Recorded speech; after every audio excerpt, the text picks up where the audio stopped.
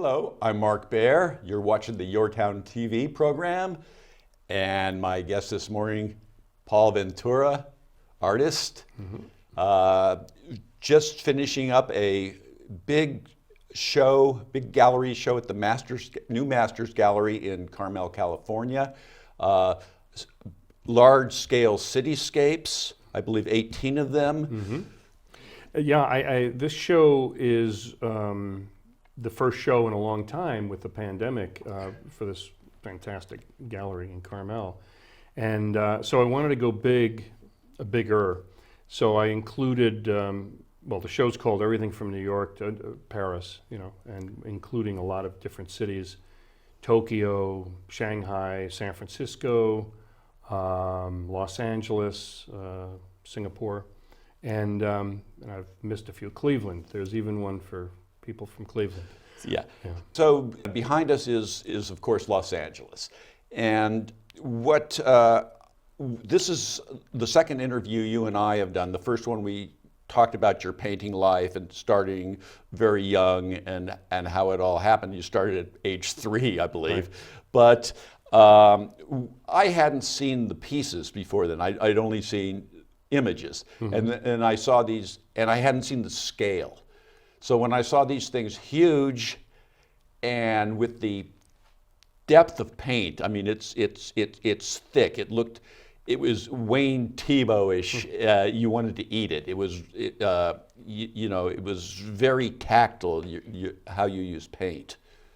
Thank you. Yes, people do want to kind of reach out, and when I was a kid going to museums and galleries, I would make sure that I would look around to make sure the curators weren't right there, or I would stand and do kind of a sneaky thing and with the other hand feel the painting or whatever. Unbeknownst to me, some of the oil paints were probably still not dry yet. So, there's something about just wanting to, not just my paintings, but any of it, to kind of get that third experience, that other sense to it, And there is there's a Wayne Thiebaud. We bring Wayne Thiebaud up because he just passed away. Our great master from this area, from Davis, and but what he knew of you as well. Well, he saw my works. He sent me a very wonderful card, thanking me, and the thing about him, he taught at UC Davis when I was there, getting a master's, MFA, and he was playing tennis until he was at least 100, and he was very upset that not very upset. He was, the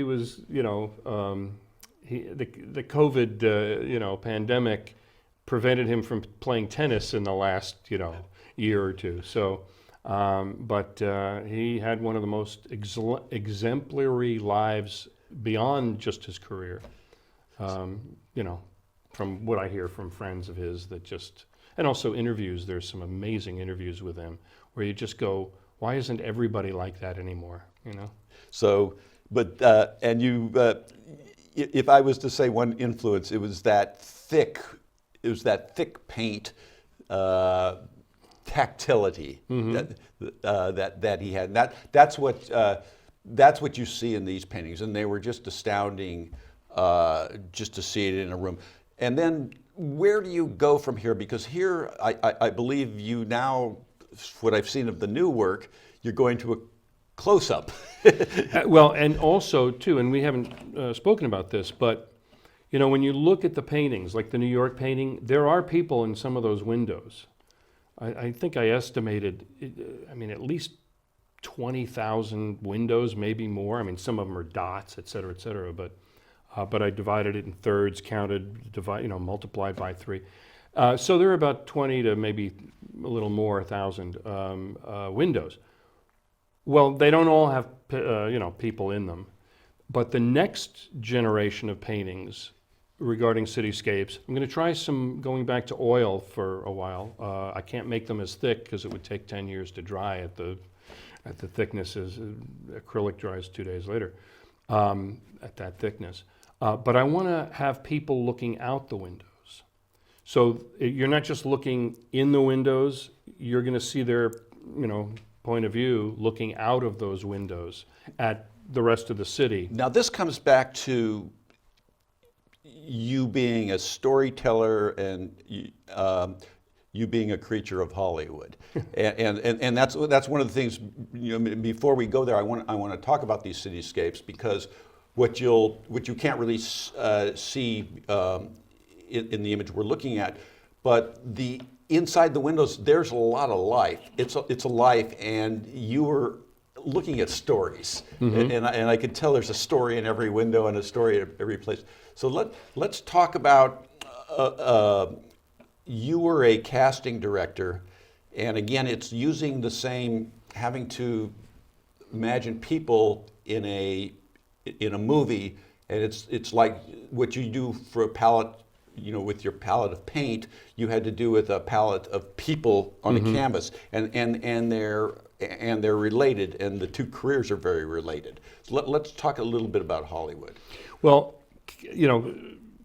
as a painter, I used some of that in terms of giving the directors choices. And explain what you did. I cast a lot of movies. Teen Wolf was probably the best known, but a lot of others. I worked on Mission Impossible and a few others doing additional casting. So TV, and then thousands of commercials. But I worked with directors in commercials that either all were movie directors or wanted to be movie directors and had that kind of sensibility and aesthetics and all that, and they wanted the right texture for the actor. I think they used that term, not me. It makes a huge difference. I was talking to a producer, a very well-known producer, about casting, and we were talking about a great movie on the waterfront. Now, Brando was brilliant, always was, but if Elvis Presley had played that part, or Anthony Quinn, and Elvis was too young, I know, but Anthony Quinn, or any number of really terrific actors that were around at that time and the right age, they would have won the Academy Award also, as Anthony Quinn once said in an interview, making his point that if it's a great part, it's a great part. So that really unfolds the not dilemma, but the excitement of casting. You have all these choices. Who do you choose? Part of it may be who the co-star is, who blends. It's like mixing colors with an oil painting. So a lot of masterpieces from a lot of great directors over the years come down to what paints you use. So I want to, before we get back to painting, I want to talk about your dream as a casting director. Oh, this was after. It wasn't just the first movie that I had done casting on. It was also the first time I ever flew. And we were shooting in California, and then we went to Corpus Christi in Texas.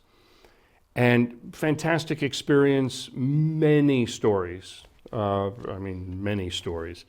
And quite an awakening as to how movies are made and how people deal with each other on location as opposed to, around their home base. One of the things that happened after I experienced both and came back to California was I had two dreams, very vivid dreams. One was that there was, I was going into a casting facility to cast, and there was a line, like most of the block, of actors with their 8x10s and everything, hoping to, maybe get this job. So I'm walking past the line into the studio to start casting, and one of the actors in the middle of the line jumps up and says, "Excuse me, Paul?" I go, "Yeah. I need to get in a little earlier. I have, whatever that was, a doctor's appointment or another audition or a callback, whatever. Is there any way?" And I said, "Well, we have all these other people waiting. It wouldn't be fair because every person on that line needs to get in quickly. And we will go quickly." But he said, "No, it's really important. I want this part. I'm really talented." And I went, "Oh, if you're really talented, you should go into that line. And that line was 3 blocks long. Because so many people in LA or New York or wherever are anywhere in the country that are actors are incredibly talented. They just haven't been found yet, or they're building their careers. The other dream wasn't so much a dream as a nightmare, and that was because, again, I hadn't been exposed to airports and all that. You know, the luggage carousel that just spins around and around? And I should do a painting of this. It wasn't luggage. And I have great respect for actors. I was an actor. But the way actors are treated sometimes, the conveyor belt wasn't filled with baggage, but actors all waiting on this. And they're holding their resume as they circle around and they come back again and everything. And the director would go, "You, out, come here, you, maybe, I don't know, come back a couple of times." And it was unfortunately a metaphor for how some people have to go through the LA experience. But I saw it as a metaphor for somebody who could cast, because you were seeing these people and you were able to say you. Right. It's a, you have the ability to do it, so I don't know that you see it as a, when somebody has a talent, they don't see their talent.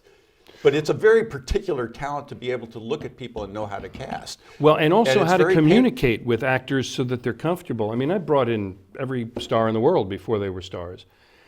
But most actors deserve to be on equal footing, as opposed to on the other side of the desk or in a crowd of people trying to, get the part. And the environment I created was very, very one-on-one, or if I brought people in a group, it would be like a party situation where they're just being themselves. And there's always a connectivity that needs to happen, whether it's a casting director and the actor, or the director, producer. And I don't understand why. Well, first of all, actors and many of their families who don't want their kids to be actors, which is, not always helpful. About rejection. How do they deal with rejection? And I just simply say, it's like, okay, if we have a jelly jar here, and your one assignment is to pick just one of the jelly beans. Now, most people are going to want all the jelly beans, or, so they can either just shove their hand in and randomly pick one out, or they can look for the red one or whatever to choose that one to do their task. They don't have time to reject actors. They want to hire, most directors want to hire many of those actors, but they can only choose one. So in terms of the idea of rejection, they don't care enough to reject. They just want to be focused on what makes the best. And what made you a particularly good casting director, again, goes back to the painting and being able to populate all those windows in the painting and being able to see who belongs in the piece and who doesn't belong in the piece. And that's so I'm seeing the two skill sets as very much the same skill set of what you do, not two different things, but the same thing. Now back into painting. These are this big body of work, and it is a huge body of work, is daytime. And now I've been looking at new work that you're heading into, not only closer in on the buildings and on the design element, but you're also looking at nocturnes and a different color palette, and that's been interesting watching this progression. Well, what's interesting about that is, with the lights shining, there's one of New York that I've done, you now have the opportunity to not just have windows during the day with people, doing whatever they're doing, say, in some of the windows. Not all the windows, I got to stress that. But now they're silhouetted. So you can see, with the light behind them, the light source being, it's nighttime now, so the apartment or the office building. And that's really fun because you can put a silhouette of a person or two people or a board meeting in an office that's running late. And then from that, I'm going to extract more window pieces on their own, so that you see, you know, the city, but there's one window where a story is going on.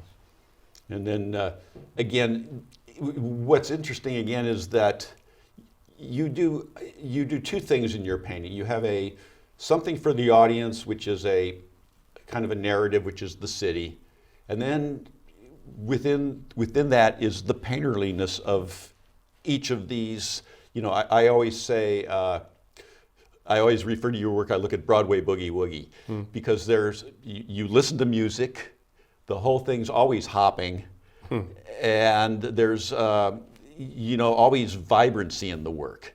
That kind of, I feel like I feel like you're inside of a story when you're doing this, or really inside of a design and really moving around. Well, the idea, just the use of music is so helpful, and in a sense, you know, like Wayne Thiebaud would say, I'm not an artist, I'm a painter. Well, I'm not a painter, I listen to music for a profession.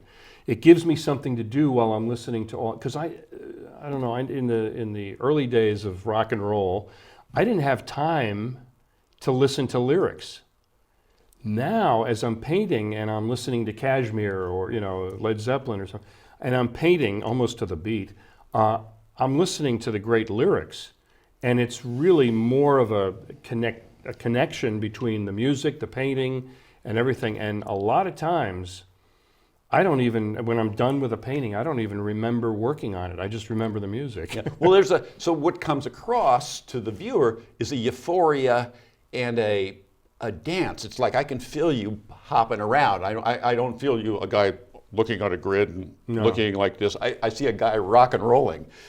And it comes, and you've been doing it so long, so you have both neatness and you have, in other words, you have rigor and spontaneity. That seems to be the combination. Structure and then chaos within the borders. Right. I mean, organized chaos, but sometimes not. Sometimes, you know, you just like Damien Hirst with his, you know, brushstroke is just like a flick with a gob of paint against it, and all of a sudden you can see, see it appear before you as a whole different element. Well, I'm with Paulo Ventura. I'm Mark Baer. You're watching YourTown, and this is a pleasure, and it's great work, and congratulations on this, and I'm excited about what's to come. Thank you, Mark.